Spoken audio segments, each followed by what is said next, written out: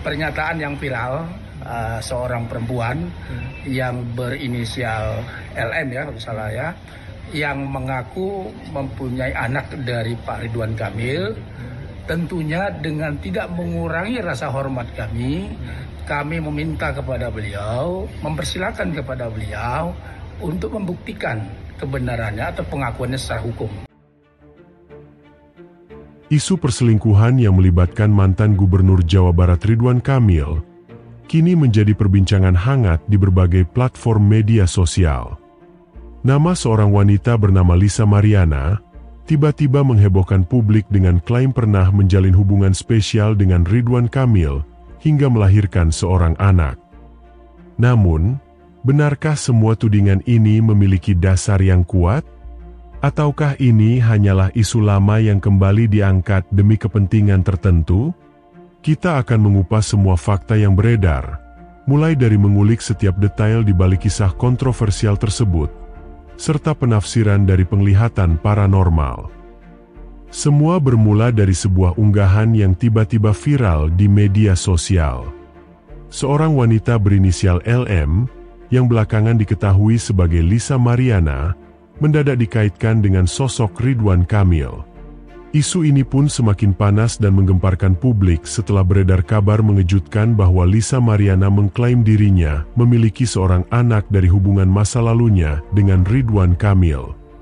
Menurut unggahan yang beredar luas di media sosial, Lisa Mariana mengaku bahwa dirinya pernah menjalin hubungan spesial dengan Ridwan Kamil sejak 4 tahun yang lalu.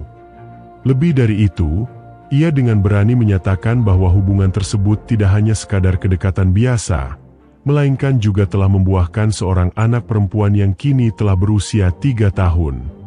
Dalam sebuah unggahan di media sosial, Lisa Mariana menyebutkan, "Saya tidak takut selagi saya benar. Apalagi yang saya perjuangkan adalah hak anak saya. Saya akan hadapi sampai kapanpun," ujar Lisa Mariana dalam sebuah unggahan yang penuh emosi dan ketegasan. Pernyataan ini sontak membuat publik gempar. Banyak yang bertanya-tanya, benarkah tuduhan ini memiliki dasar yang kuat? Setelah isu ini meledak dan menjadi perbincangan hangat di berbagai media sosial, Ridwan Kamil akhirnya angkat bicara. Mantan Gubernur Jawa Barat ini secara tegas membantah semua tuduhan yang diarahkan kepadanya. Dalam sebuah pernyataan resmi, ia menyebut bahwa klaim yang dibuat oleh Lisa Mariana tidak lebih dari sebuah fitnah keji yang bermotif ekonomi. Kemarin telah beredar kabar bahwa ada pihak yang mengaku memiliki anak dari saya. Saya perlu sampaikan bahwa ini adalah tidak benar dan merupakan fitnah keji bermotif ekonomi yang didaur ulang. Saya hanya bertemu yang bersangkutan 1 kali terkait permohonan bantuan kuliah, ujar Ridwan Kamil dalam sebuah postingan di media sosial. Ridwan Kamil mengungkapkan bahwa permasalahan ini sebenarnya sudah selesai sejak 4 tahun yang lalu. Ia menegaskan bahwa Lisa Mariana bahkan telah meminta maaf langsung kepada keluarganya atas kesalahpahaman yang sempat terjadi di masa lalu. Pernyataan ini tentu saja menimbulkan pertanyaan baru. Jika masalah ini memang telah selesai, mengapa Lisa Mariana kembali mengangkatnya ke publik? Apakah ada alasan tertentu di balik keputusannya untuk kembali mengungkit masa lalu? Tak tinggal diam, tim kuasa hukum Ridwan Kamil pun langsung mengambil langkah tegas. Mereka secara resmi akan membawa permasalahan ini ke ranah hukum dan menantang pihak yang menuduh untuk membuktikan klaim mereka dengan bukti yang jelas dan akurat.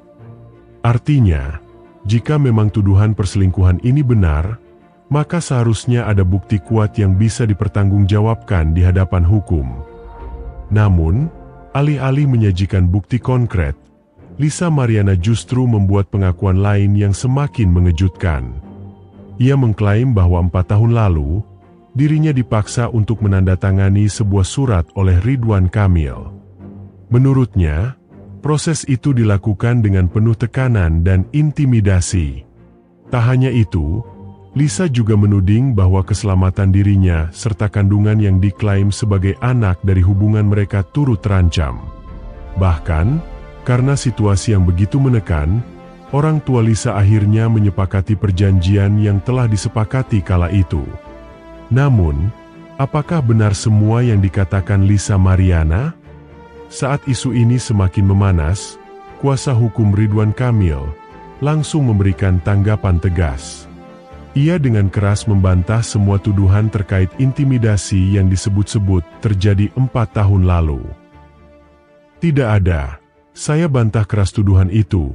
Tidak ada bentuk intimidasi yang dilakukan oleh Ridwan Kamil pada 4 tahun lalu, karena memang tidak pernah ada hubungan seperti yang diungkapkan saat ini. Klaim bahwa LM memiliki anak dari hubungan tersebut sudah dibantah langsung oleh Ridwan Kamil, ujar Muslim Jaya Butar-Butar saat dikonfirmasi oleh awak media pada 28 Maret 2025.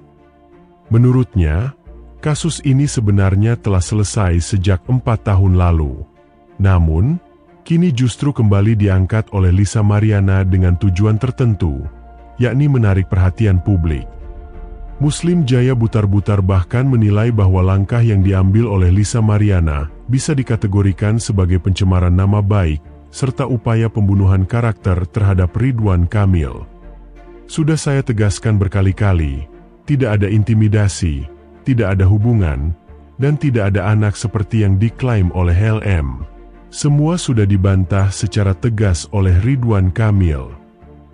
Sejauh ini, kuasa hukum Ridwan Kamil menantang Lisa Mariana untuk membuktikan setiap tuduhan yang telah ia sebarkan di media sosial.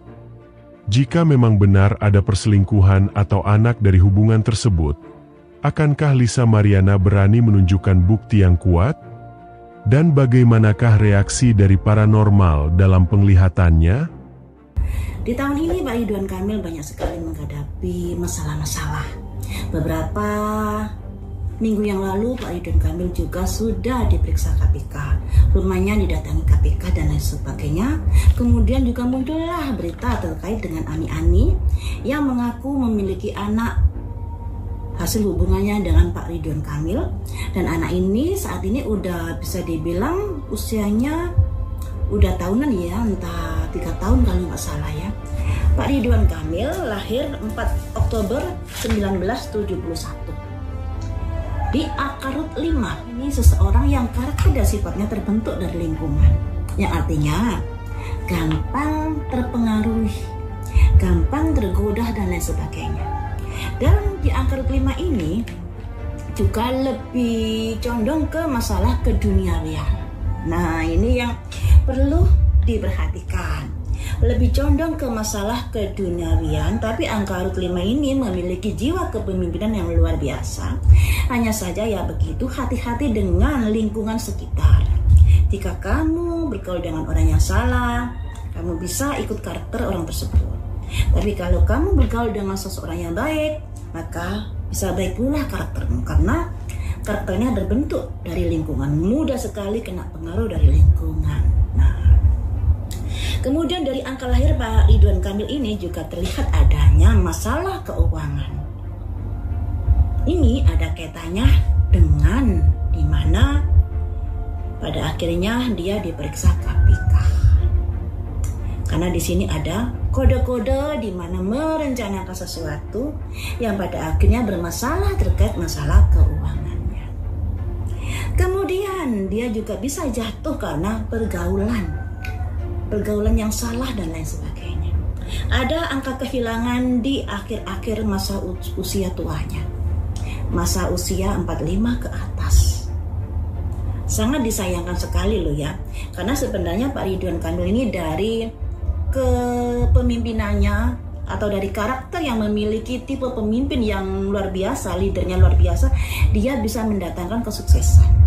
Hanya sayangnya salah pergaulan, salah melangkah, yang pada akhirnya di masa-masa tuanya dia menghadapi angka kehilangan yang tadinya dia sangat dihormati, disegani dan lain sebagainya. Jadi kalau dari angka kelahirannya tidak menutup kemungkinan segala sesuatu bisa terjadi sesuai dengan berita-berita miring saat ini.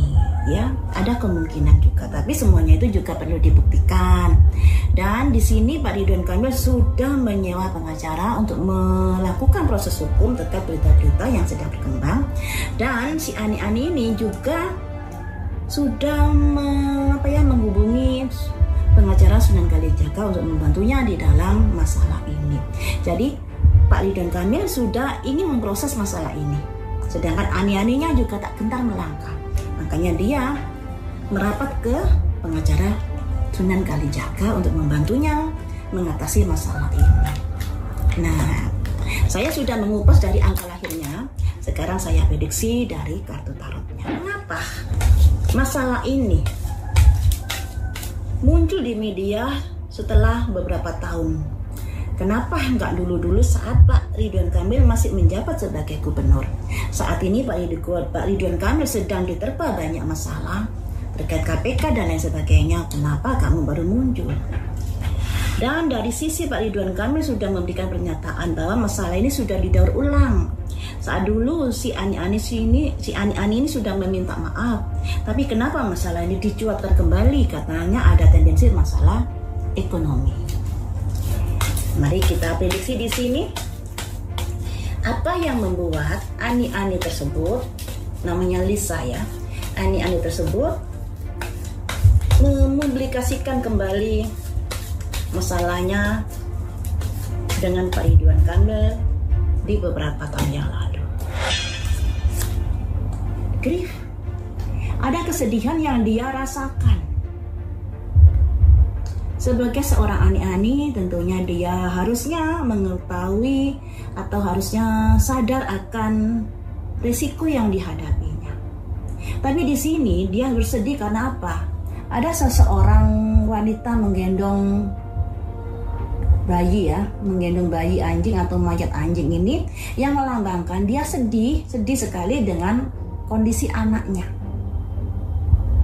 Nah, kesedihan ini mengapa baru kamu munculkan di media sosial? Karena apa? Karena apakah? Karena menuntut adanya sebuah keadilan. Ada simbol orang bawa neraca. Neraca ini kan simbol timbangan. Jangan berat sebelah, harus ada keadilan di sini. Walaupun di bawah-bawah ini ketika dia menuntut keadilan akan banyak orang yang cemberut. Nah, ini akan banyak orang yang mencibirnya dan lain sebagainya. Jadi yang melandasi kenapa Ani ini memberikan atau meng-up masalahnya ini setelah beberapa tahun silam kejadian itu karena dia menuntut adanya keadilan dan dia merasa bersedih terkait dari kondisi anaknya, kondisi hubungannya dan lain sebagainya. Menuntut keadilan. Nah, keadilan yang seperti apa yang kamu tuntut? Ataukah kamu menginginkan sesuatu yang berupa materi di dalam tuntutanmu? Joy, kesenangan, keberhasilan, kesuksesan terkait dengan masalah keuangan juga. Jadi teman-teman, si Ani ini berusaha untuk meng-up kembali masalahnya dengan Pak Ridwan Kamil. Tentunya karena ada sebabnya. Yang pertama ingin menuntut keadilan, yang kedua juga karena ada soal materi juga di sini. Ternyata, apakah saat kamu tidak menuntut dulu beberapa tahun yang lalu karena kamu mendapatkan sesuatu dari Pak RK ini? Soulmate, insecurity. Mengapa dia menuntut saat ini setelah Pak Ridwan Kamil tidak menjabat sebagai gubernur? Dikarenakan saat itu dia kurang percaya diri. Saat itu Pak RK memiliki kekuasaan di Jawa Barat. Ini yang menjadi latar belakang mengapa dia baru menuntut saat ini. Yang pertama, karena dia merasa kecewa, merasa bersedih terkait dari mungkin ada kaitannya dengan materi, makanya dia menuntut adanya sebuah keadilan di sini, adanya sebuah persamaan dan lain sebagainya. Dan Kenapa baru sekarang? Karena beberapa tahun yang lalu ada soulmate, masih belum ada masalah-masalah yang mencuat. Nah, ketika saat itu dia tidak menggugat dikarenakan yaitu tadi merasa tidak percaya diri, merasa kurang aman terkait dengan situasi kala itu.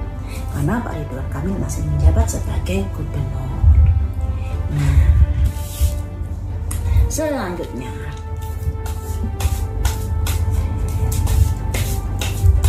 apa yang kamu harapkan dari Pak Ridwan Kamil saat ini? Mistis terkait dari sebuah perasaan. Nah, jadi si Ani ini sakit hati terkait dari rasa cintanya, perasaannya kepada Pak Ridwan Kamil. Sakit hati ternyata. Mengapa begitu? Karena permasalahan yang komplit yang dia rasakan. Nah, jadi dia menggugat saat ini merupakan ujung dari meletusnya sebuah permasalahan yang komplit yang terjadi di dalam hidupnya. Perasaannya seperti itu. Yang dilambangkan ada simbol kuburan, ya. Kuburan ada seseorang yang meratapi, tapi di belakangnya ini ada orang yang melihat. Nah, orang ini gambarnya orang pakai seragam, ya, pakai seragam. Kemudian di belakang orang ini ada seseorang yang di belakangnya. Jadi kenapa baru sekarang dia menggugat? Karena masalahnya saat itu begitu komplit, dan ketika saat ini Pak Ridwan Kamil sudah tidak menjabat sebagai gubernur, barulah dia mengungkap masalahnya, menuntut sebuah keadilan, kesetaraan, dan lain sebagainya. Seperti itu teman-teman. Kita lanjut ya. Bagaimanakah nasib dari Lisa ini nantinya?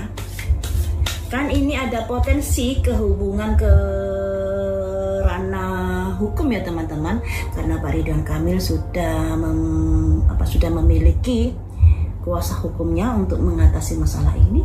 Dari Ani juga sudah menggandeng dari pengacara Sunan Kalijaga. Jadi potensi ke arah hukum itu ada. Tapi mari kita lihat bagaimanakah nasib dari Ani ini ke depannya terkait dari masalah hukum yang bisa saja terjadi di dalam hidupnya. Fight, dia yakin teman-teman. Dia yakin dengan pendiriannya. Dia tak gentar di sini walaupun dari Pak Ridwan Kamil juga sudah memiliki kuasa hukumnya. Dia fight yakin terhadap langkah-langkahnya di sini. Apa yang membuat kamu yakin? Karena apa? Karena perseverance, ketekunan. Jadi ketekunan ini bisa diartikan dia sudah mengumpulkan bukti-buktinya, memiliki bukti-bukti yang dia kumpulkan secara kontinu. Nah, bukti-bukti ini tentunya misalnya kalau memang dia ada hubungannya dengan Pak Ridwan Kamil kala itu bisa bukti chat, bisa bukti ini dan itu yang sudah dia kumpulkan hingga saat ini. Jadi dia posisinya merasa yakin banget bahwa dia bisa memenangkan masalah ini. Nah, kemudian dari Pak Ridwan Kamilnya bagaimana kalau sampai hal ini ke masalah hukum?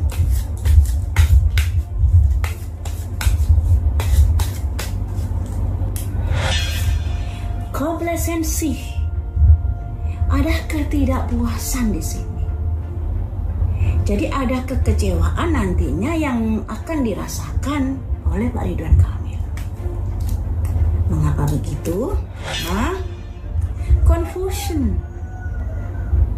Oh, jadi begini, dengan adanya berita-berita miring saat ini membuat Pak Ridwan Kamil merasa kecewa, merasa tidak puas terkait berita-berita yang lebih condong miring kepadanya. Apalagi berita-berita ini juga sudah ditiupkan menjadi biang gosip. Makanya di sini ada confusion, membingungkan, membuat masalah ini semakin melebar kemana-kemana. Ya, ada gosip yang ditiupkan di sini untuk menjatuhkan dari Pak Ridwan Kamil.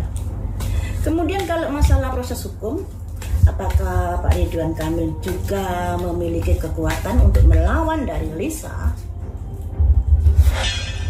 Insting, naluri. Kalau insting itu berarti Dengarkan suara hatimu sebelum kamu melangkah, sebelum kamu melakukan sesuatu tindakan.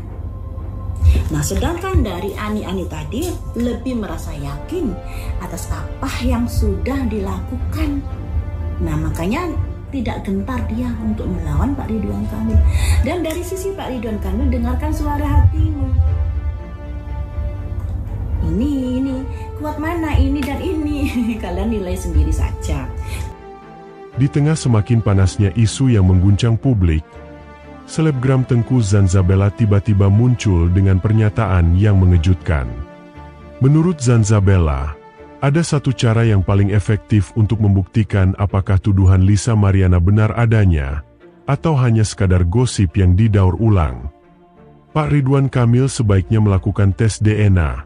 Jika memang semua tuduhan ini tidak benar, maka ini adalah langkah paling bijak untuk membersihkan namanya dari fitnah dan membungkam segala spekulasi yang beredar di masyarakat, ujar Tengku Zanzabella. Sontak, pernyataan ini langsung menjadi perbincangan hangat. Sebagian netizen mendukung penusaran ini, menganggapnya sebagai solusi yang bisa mengakhiri segala tuduhan. Kini publik menanti, akankah Ridwan Kamil akan melakukan tes DNA? Atau justru memilih jalur hukum untuk melawan tuduhan tersebut? Tulis tanggapan Anda di kolom komentar. Jangan lupa subscribe, like, dan bagikan video ini kepada keluarga dan teman-teman kalian. Terima kasih telah menyaksikan Ramal Nia. Sampai jumpa di video berikutnya.